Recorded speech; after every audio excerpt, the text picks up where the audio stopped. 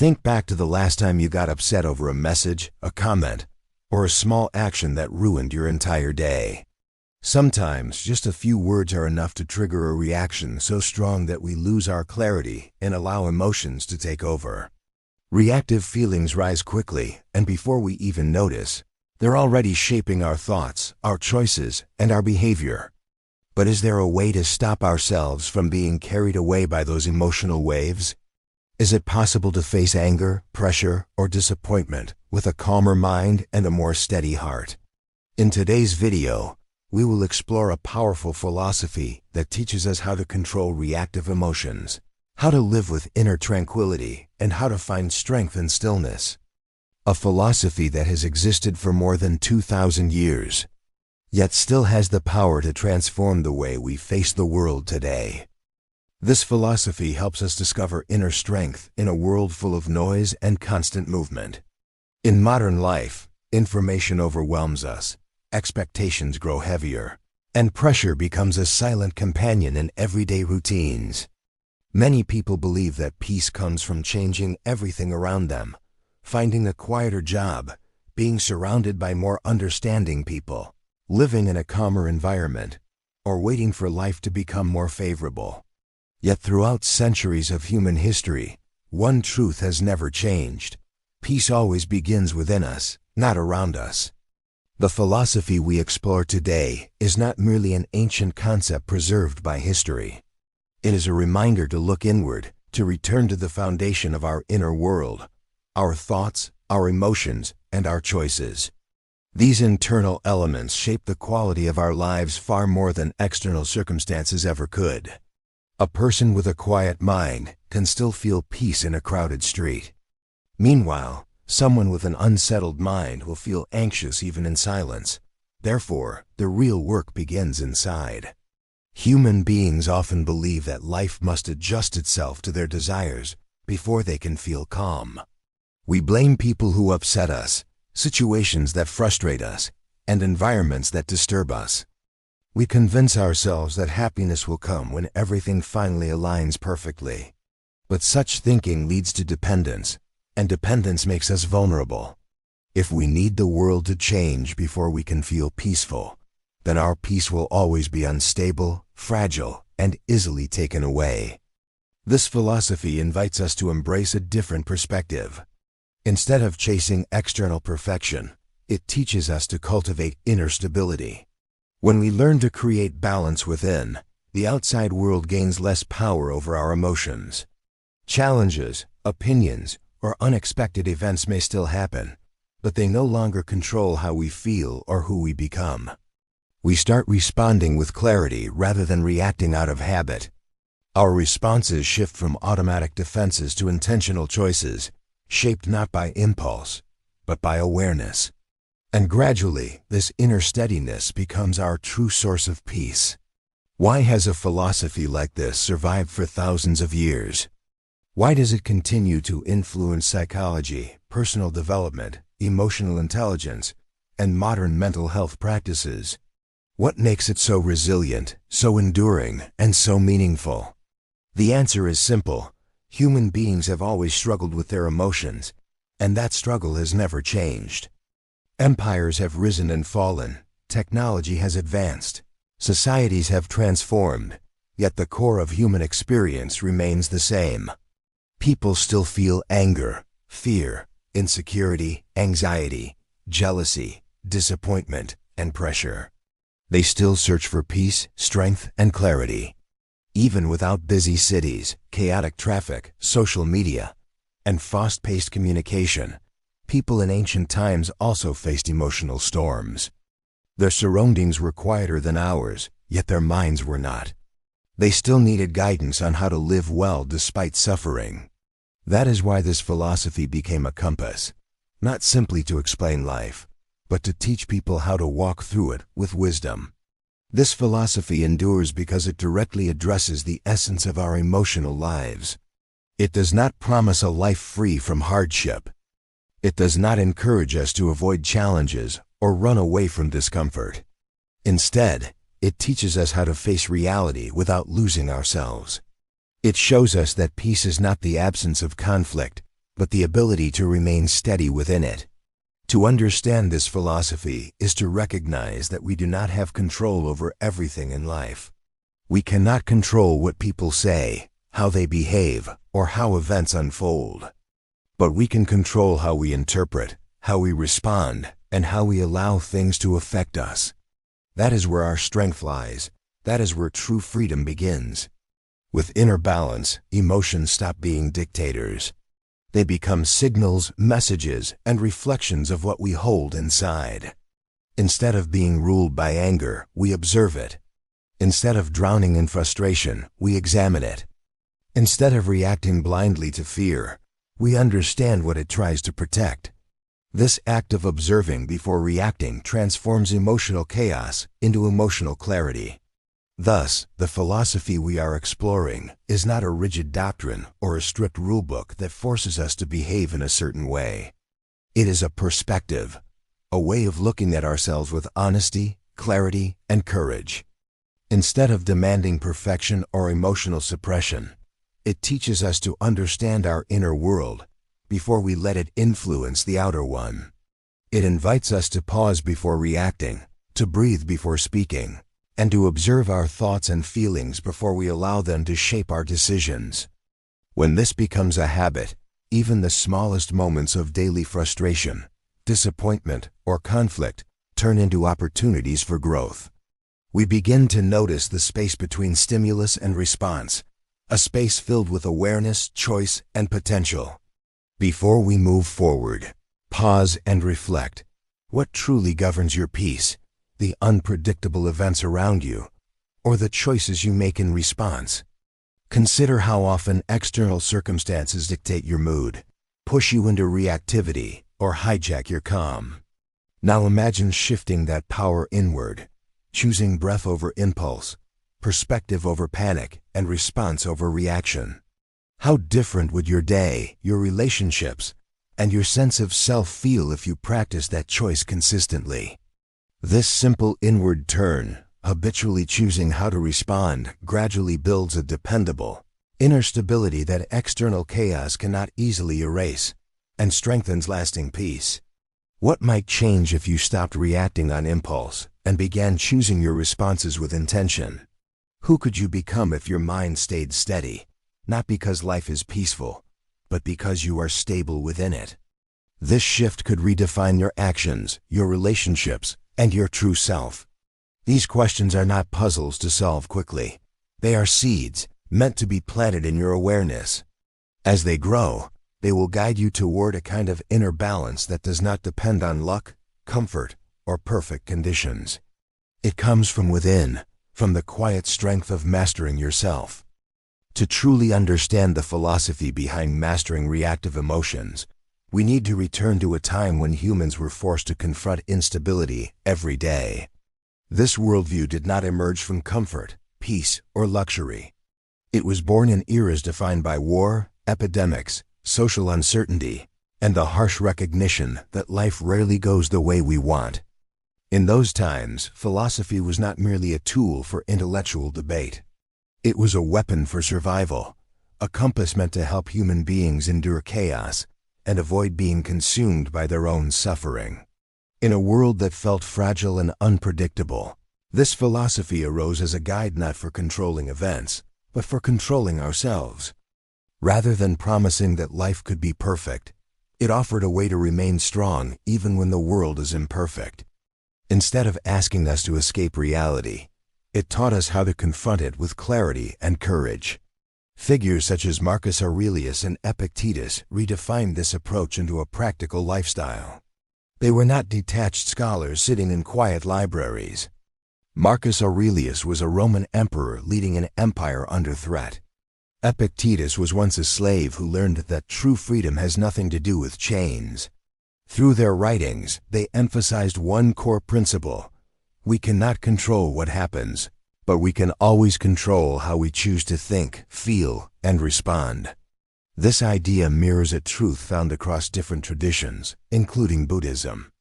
The Buddha taught that suffering does not come from external events themselves, but from our reaction to them, from our desires, interpretations, and attachments. Two people can experience the same situation, yet feel entirely different emotions. One may rage, another may accept. The difference lies not in the world, but in the mind. The power of this philosophical approach lies exactly there, in its ability to reflect our own inner landscape. It forces us to confront truths we often avoid. We spend our lives trying to fix circumstances, control other people, and resist anything that contradicts our expectations. Yet all of this effort rarely leads to the peace we seek. Why? Because the world is not obligated to meet our demands. People are not required to behave the way we want. Life is not designed to bend to our preferences. This philosophy holds up a mirror and tells us, if you suffer, it is not solely because of the world. It is because you respond to the world without understanding yourself. It teaches us that the root of emotional turmoil is not the event itself, but our interpretation of it. When a person insults us, their words alone do not hurt. What hurts is the meaning we attach to their words, the story we tell ourselves, the insecurity we awaken within. When a plan fails, it is not the failure that destroys us. It is our belief that we should not fail, that our identity depends on success. This ancient perspective invites a transformative shift. Instead of reacting on impulse, we pause, observe our feelings, and question whether they arise from clarity or from ego. It reminds us that true peace is not the result of living in a world without difficulty, but of cultivating a mind capable of staying balanced amid challenges. When we train ourselves to respond with awareness rather than instinct, obstacles lose their power to disturb us. Peace becomes a skill we build from within, not a condition we wait for. Modern psychology echoes the same lesson. Cognitive behavioral therapy, CBT, one of the most widely practiced forms of therapy today, is built on the principle that our thoughts shape our emotions and behaviors. Neuroscience shows that when we pause before reacting, we activate the rational part of the brain instead of the emotional one. This allows us to choose responses instead of being trapped by impulses. What philosophers discovered intuitively centuries ago is now being proven scientifically. The relevance of this ancient wisdom in the modern world is undeniable. Today, we may not face sword battles or emperors, but we struggle with digital overload, pressure to succeed, emotional burnout, social comparison, and relationships strained by miscommunication. The battlefield has changed, but the mind remains the same. We are still constantly reacting to emails, messages, opinions online, expectations from others, and the fear of being judged. We think that peace will come once everything around us calms down. Yet life keeps teaching us the same lesson the ancient thinkers knew. Calmness does not begin when the world stops disturbing us. It begins when the world can no longer disturb us so easily. This philosophy is not a call to suppress emotion or detach from life. It does not ask you to become cold, indifferent, or numb. Instead, it teaches emotional maturity. It asks us to feel fully, but wisely, to understand our emotions rather than obey them, to respond with intention rather than habit. It invites us to act with strength instead of reacting with fragility. The value of this mindset lies in its practicality. It does not require wealth, genius, or privilege. Anyone can practice it, at work, in relationships, in moments of stress, or during conflict. It teaches everyday skills, pausing before reacting, questioning our thoughts, accepting what we cannot control, and investing our attention in what truly matters. It reminds us that the quality of our life is not measured by what happens to us, but by how we relate to our inner world. Ultimately, calmness comes from understanding that the world can be chaotic, yet our mind does not have to mirror that chaos. Peace is not created by the absence of challenges, but by the ability to stay grounded while facing them. When we internalize this truth, we no longer wait for life to soften or for circumstances to align perfectly. Instead, we shift our focus inward, building the strength and clarity needed to navigate whatever arrives. We stop trying to control everything and begin controlling ourselves. In doing so, we discover that real peace is not found in easier conditions, but in a stronger, steadier mind. Philosophy becomes meaningful only when it transforms the way we live. Understanding an idea intellectually does not guarantee that we embody it. Many people read, analyze, and agree with life-changing concepts, yet continue to react impulsively, fall into emotional traps, and live on autopilot. Peace does not come from collecting more knowledge. It comes from applying a mindset repeatedly until it becomes part of our character. Real wisdom is not measured by how much we know, but by how consistently we practice what we know.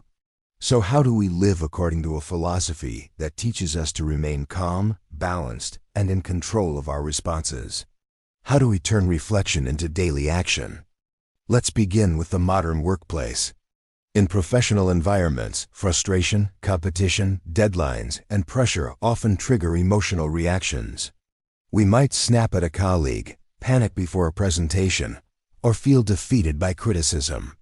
Living according to this philosophy does not mean suppressing these emotions. Instead, it means choosing actions based on clarity rather than impulse.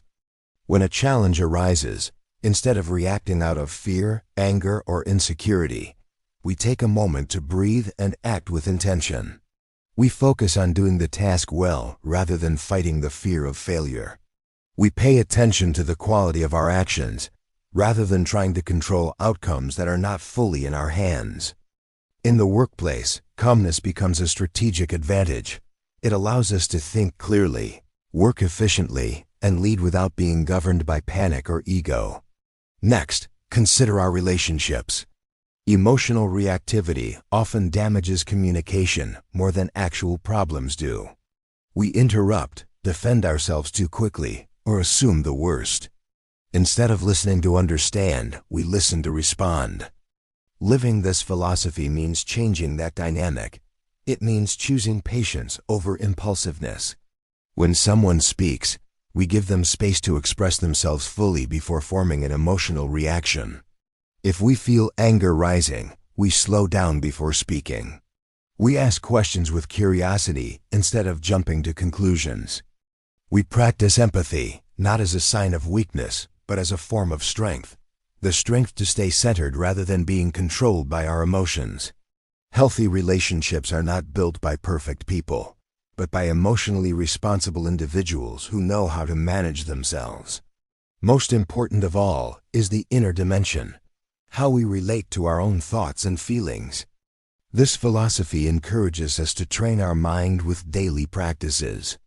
These are not grand rituals, but simple actions that refine our thinking over time. One powerful practice is reflection. We take a few minutes each day to examine our thoughts, identify what triggered our emotions, and evaluate whether our reactions served us or harmed us. This awareness gradually makes us less reactive and more intentional.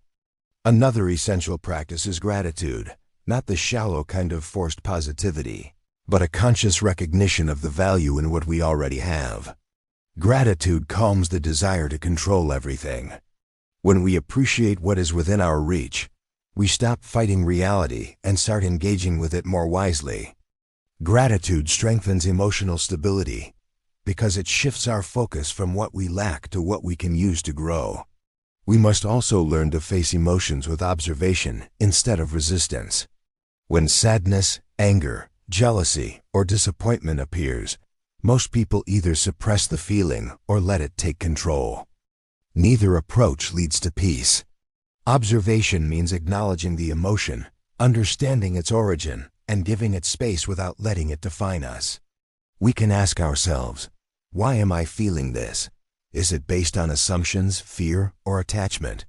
What part of me is reacting? When we observe instead of obey, emotions lose their power to dominate us. We become the watcher, not the prisoner. To make these ideas practical, we can begin each morning with a few minutes of stillness. Before grabbing the phone, checking social media, or rushing into tasks, we sit quietly. During this time, we set an intention for the day, something we want to embody, such as patience, clarity, discipline, or acceptance. Writing down a single thought that keeps us balanced helps remind the mind who is in charge. This is not about controlling the day, but about controlling ourselves within it.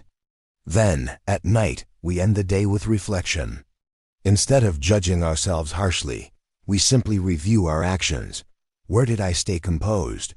Where did I react too quickly? What can I do differently tomorrow? This daily review trains our mind like exercise trains the body. With consistency, emotional habits begin to change. We gain strength not by suppressing emotions, but by understanding them. Over time, this practice reshapes the way we experience life. Challenges still come, but they do not dictate our inner world. People might disappoint us, but we no longer hand them the power to control our peace. The world continues to be unpredictable, yet we develop a foundation of calm that cannot be shaken easily. The silence we cultivate within becomes a source of strength rather than escape. This transformation is gradual, not instant. Just as muscles build slowly with repetition, emotional resilience forms through daily training. Calmness becomes a learned skill, not a gift we wait to receive. And as we strengthen our mind, we stop trying to avoid discomfort and instead learn how to face it wisely. Eventually, we discover something profound. Tranquility is not a passive state, but an active discipline. It is not fragile or delicate. It is powerful. A calm mind makes better decisions, builds stronger relationships, works more effectively, and lives more fully. When we apply these principles consistently, peace stops being something distant or abstract. It becomes an everyday discipline. The steadiness we nurture turns into a kind of armor, not to hide from life's challenges, but to face them with clarity and strength. Bit by bit, calmness transforms into real power. And that power is not loud or forceful, but steady and lasting.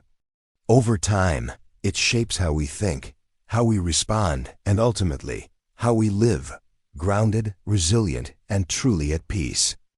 From the ancient reflections of Marcus Aurelius to the insights of today's psychologists, one truth has remained unchanged. True strength comes from mastering yourself. Not from power, wealth, or reputation, but from the ability to choose how you respond to the world. This idea has crossed centuries, cultures, and disciplines because it speaks to something universal, the inner battle every human faces. We cannot always control what happens to us, but we can always decide how we meet it. This decision, repeated over time, becomes the foundation of our character and the source of our peace.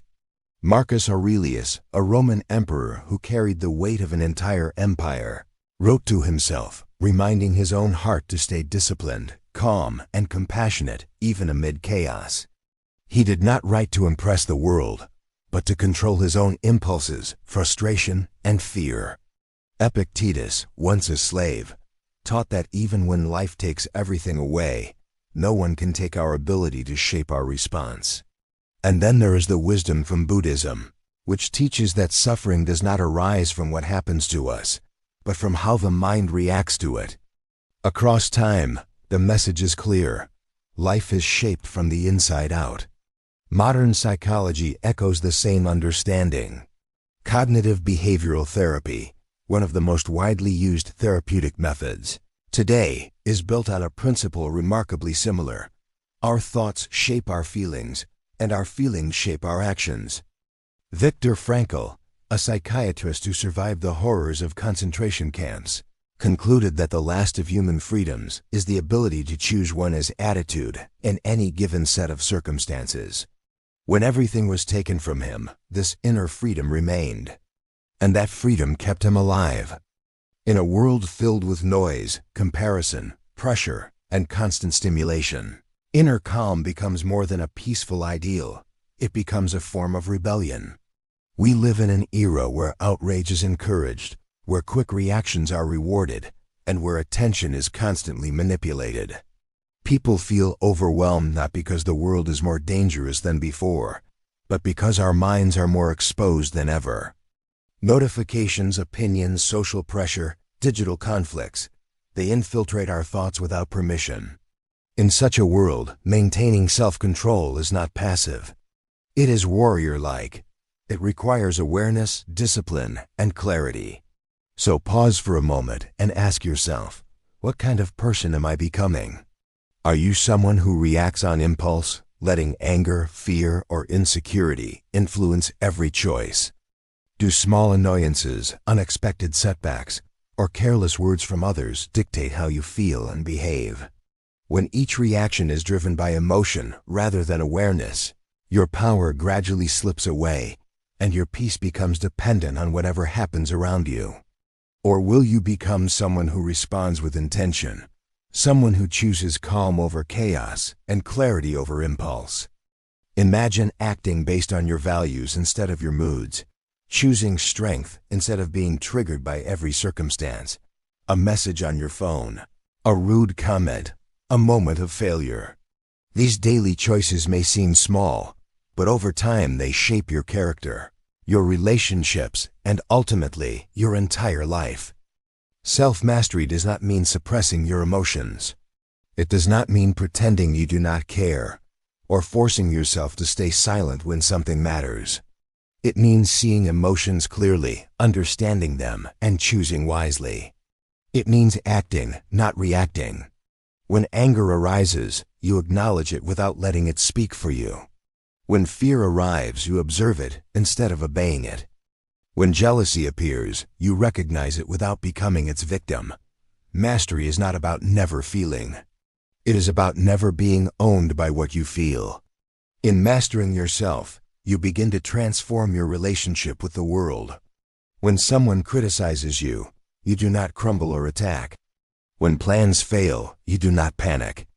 When success comes, you do not let it blind you.